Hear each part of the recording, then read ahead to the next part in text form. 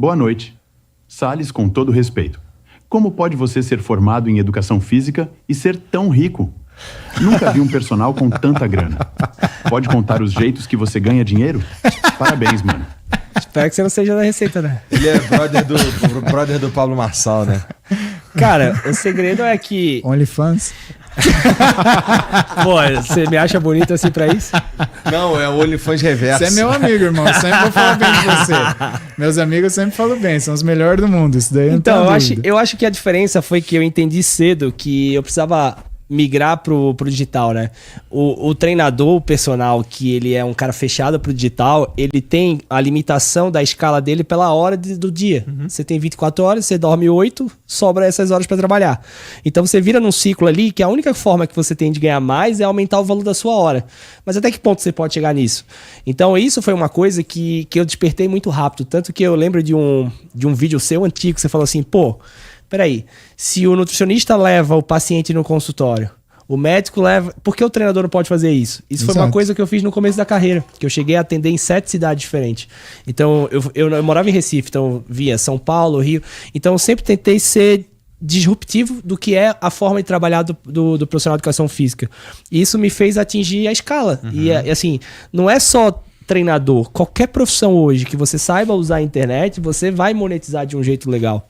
Então, o conselho que eu te dou é, se você escolheu fazer educação física, olha com carinho para as redes sociais, para o digital, para que você consiga atingir de diferentes formas, porque hoje eu não tenho só treino, eu não vendo só consultoria de treino, existem várias outras coisas que eu trabalho dentro da área de treinamento que me monetizam, sejam, por exemplo, por causa da minha imagem, do meu posicionamento nas redes sociais, que hoje eu consigo, sei lá, esse ano eu palestrei todos os finais de semana em uma cidade diferente. Então isso já é uma outra renda. Então tem os cursos digitais, eu tenho mentoria para profissionais de educação física para ensinar justamente a fazer isso. Então diversificar as suas fontes de renda é um dos segredos para você ter um rendimento melhor. Eu não trabalho há 7 anos como personal, né?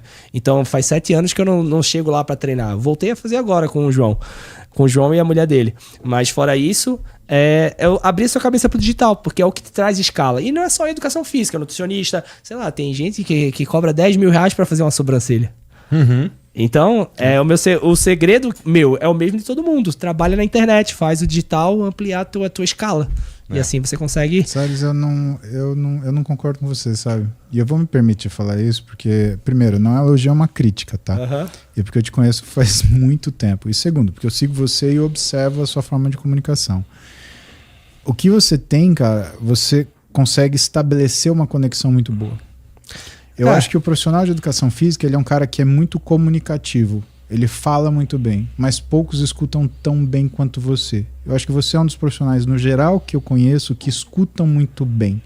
Você vê que você começa a sua fala tentando explicar aquilo que você, né, tem uma ideia do que seja, e o que você fala? Você fala que é uma coisa que você falou? Não, você fala uma coisa que você ouviu. Sim.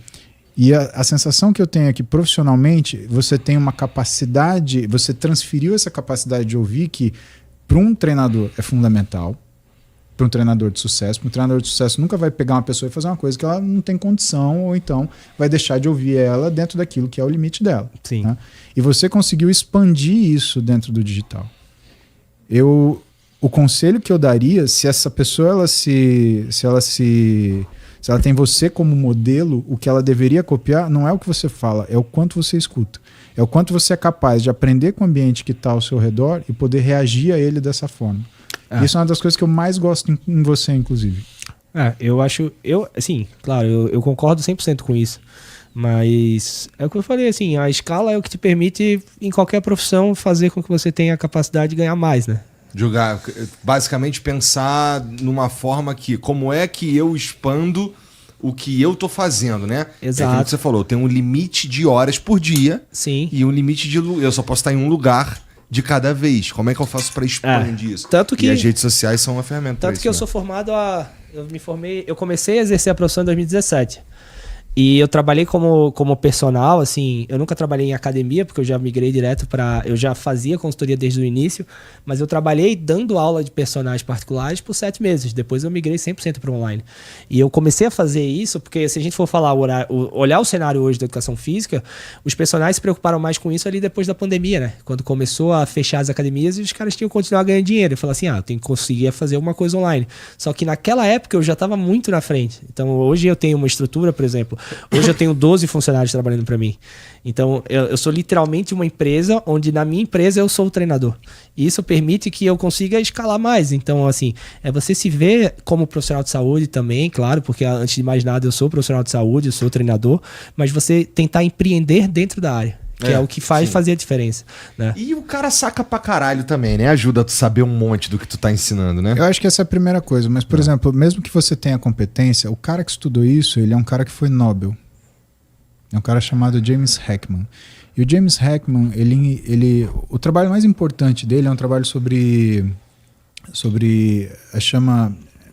começa no estudo que chama Hard Evidence on Soft Skills, ou evidências duras sobre habilidades delicadas, né? É que a gente traduz soft skill como habilidade de comunicação. E o que é o trabalho da vida do James Heckman, né? Apesar desse trabalho ser o mais conhecido, que ele fala sobre nível de consciência, então ele mostra que quando você tem 40 anos, você tem 12 vezes mais percepção do ambiente ao seu redor do que quando você tem 20. Ou seja, é fácil com 40 anos você falar, puta, eu devia ter feito isso, devia ter feito aquilo. Cara, quando você tá com 20, você faz o que você pode. Não adianta com 40 você falar o que você tinha que fazer com 20. Porra, exato. Né? E mais ainda, quando você tem 60, você tem de 5 a 6 vezes mais capacidade de observação do que quando você tem 40. Né? O que pra gente é fundamental é saber com quem que você anda se aconselhando. Né? Verdade. Então, pergunta pros mais velhos, que já é uma dica boa. Né? Mas o trabalho da vida do James Heckman é o projeto da escola Perry White. Numa escola de subúrbio, ele pegou crianças, independente da cor das crianças, da etnia. E aí ele deu para essas crianças treinamentos em habilidades de comunicação e habilidades afetivas. O que ele fez? Essas crianças foram acompanhadas por 50 anos.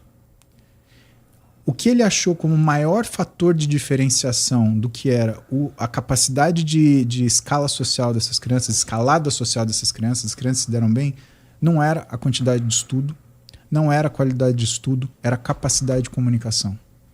Sim. E a capacidade de comunicação que foi criada por ter sido ensinado a elas habilidades de conexão e habilidades de controle afetivo. Quer dizer, no fundo, quando eu falo para o Salles aquilo que é a minha opinião, é uma opinião baseada naquilo que eu observo, não daquilo que ele fala, mas daquilo que ele faz, talvez de uma forma intuitiva.